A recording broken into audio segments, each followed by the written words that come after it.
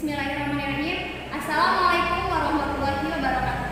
Selamat pagi Bunda, salam sejahtera untuk kita semuanya. Sebelumnya, perkenalkan nama saya Hartini dari kader BKB Kemudi. Marilah kita panjatkan puji dan syukur kehadirat Allah Subhanahu wa Ta'ala, yang mana pada hari ini kita semua masih diberi nikmat, terutama nikmat sehat jasmani rohani dan juga nikmat sehat panjang umur, sehingga kita masih bisa melangsungkan acara ini.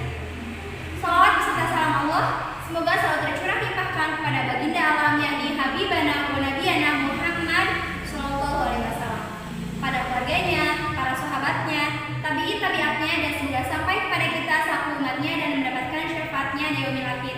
Amin ya Allah ya Rabbal Alamin. Sebelum ke materi, boleh saya mengetes semangat Bunda dulu. Ketika saya bilang salam BKB, Bunda jawab orang tua hebat, anak cerdas, keluarga bahagia. Bisa dicoba ya.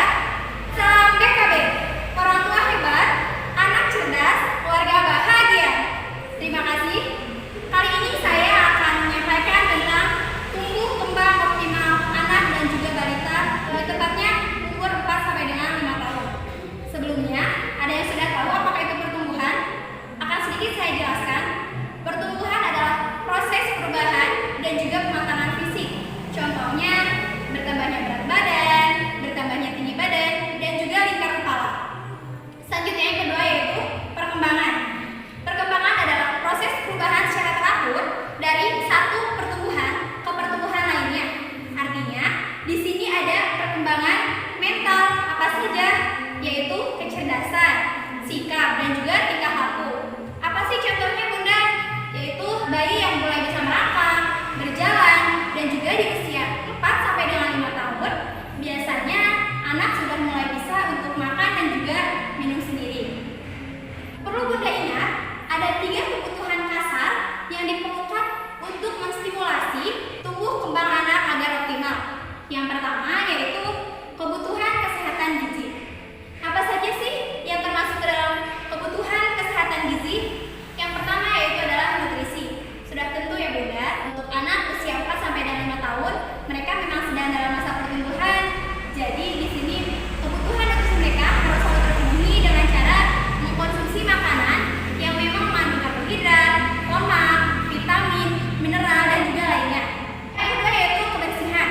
Sudah tentu di sini Bunda dengan cara mengajarkan mereka untuk mandi minimal 1 hari sebanyak 2 kali, itu minimal ya Bunda. Selanjutnya yaitu waktu bermain. Ini juga sangat penting. Karena apa? Dunia anak adalah dunia bermain. Dengan bermain, mereka belajar. Selain belajar, mereka juga bereksplorasi loh Bunda. Dan yang terakhir adalah imunisasi. Beberapa macam imunisasi. Yang pertama yaitu imunisasi DPT dan juga polio. Ada 4 tahap untuk imunisasi pertama, yaitu ketika bayi berumur 3 sampai dengan 4 bulan. Dan imunisasi kedua ketika bayi berusia 4 sampai dengan 5 bulan. 3, bayi berusia 4 sampai dengan 5 bulan juga. Dan terakhir, imunisasi ulang yaitu ketika bayi berusia 1 tahun 3 bulan. Yang kedua yaitu imunisasi BCG. Usia berapa sih? Di sini ada 2 macam ya. Yang pertama, untuk imunisasi pertama ketika bayi berusia 2 sampai dengan 3 bulan. Yang kedua yaitu imunisasi ulang ketika mereka berusia 4 sampai dengan 5 tahun. Dan yang paling penting nih Bunda, terakhir ada imunisasi campak ketika bayi berusia 9 bulan. Adapun kebutuhan kasar yang kedua yaitu adalah rasa kasih sayang. Ini sangat penting ya Bunda, karena apa? Anak berhak mendapatkan kasih sayang dari orang tuanya. Dan perlu diingat, kasih sayang bukan hanya dari segi materi saja, akan tetapi dengan cara perlakuan Bunda. Buat anak merasa nyaman dan juga aman ketika dekat dengan orang tuanya. Bisa juga dengan perlakuan memberikan pelukan, memberikan ciuman, atau juga Bunda bisa mempunyai panggilan sayang terhadap anak Bunda. Yang terakhir yaitu adalah stimulus. Ada 7 macam dari stimulus ini. Yang pertama ada motorik kasar, yang kedua motorik halus, yang selanjutnya komunikasi aktif, yang keempat komunikasi pasif, yang kelima kecerdasan, yang keenam tingkah laku sosial, dan yang terakhir menolong diri sendiri. Baik Bunda, akan saya jelaskan satu persatu. Mulai dari motorik kasar. Apa sih motorik kasar itu? Motorik kasar adalah kemampuan yang sebagian besar menggunakan otot tubuh dan juga membutuhkan tenaga. Contohnya apa? Contohnya seperti berjalan, merangkak, berlari, dan juga melompat. Dan yang kedua yaitu motorik halus. Nah, di sini berbeda lagi.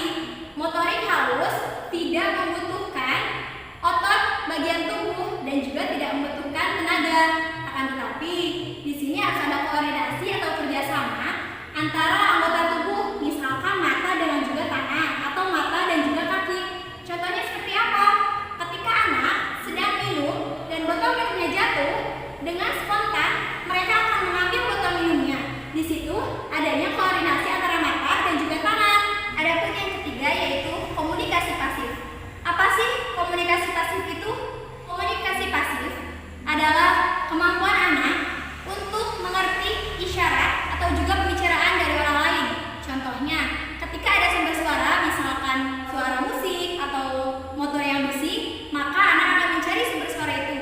Dan contoh lain, ketika bunda membacakan buku dongeng, mereka akan antusias mendengarkannya. Adapun yang keempat yaitu komunikasi aktif. Komunikasi aktif satu tingkat lebih atas dari komunikasi pasif. Apa sih maksudnya?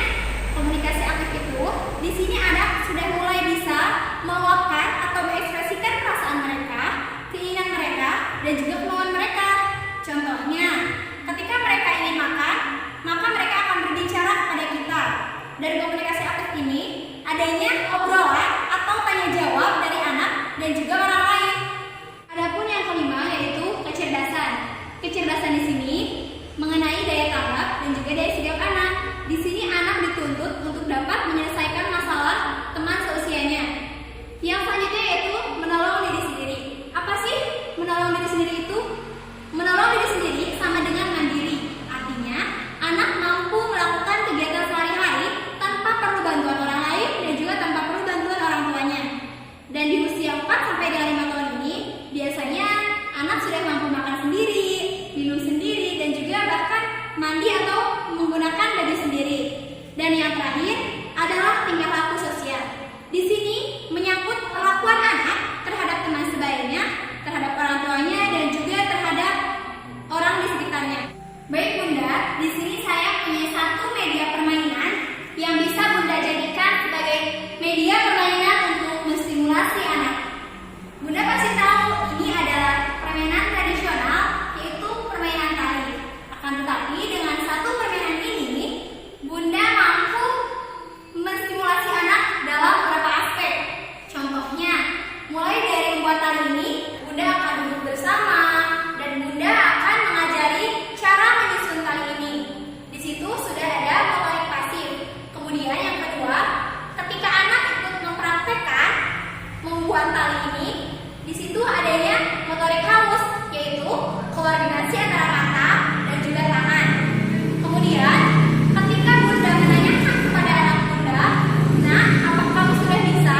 Nah, di sana akan ada komunikasi aktif. Anak akan menjawab pertanyaan Bunda. Selain itu, mereka juga mampu melatih kemandirian. Karena apa? Ketika mereka sudah mampu membuat tali ini sendiri, maka mereka tidak akan bergantung kepada orang lain. Baik Bunda, sekarang saya akan mempraktekkan bagaimana cara bermain tali ini. Kita kembali ke masa kecil ya. Seperti ini caranya. Nah, kurang lebih seperti itu. Di sini anak akan dilatih motorik kasar. Artinya, mereka akan dilatih dalam otot kaki, otot pinggang, dan juga keseimbangan agar tidak jatuh.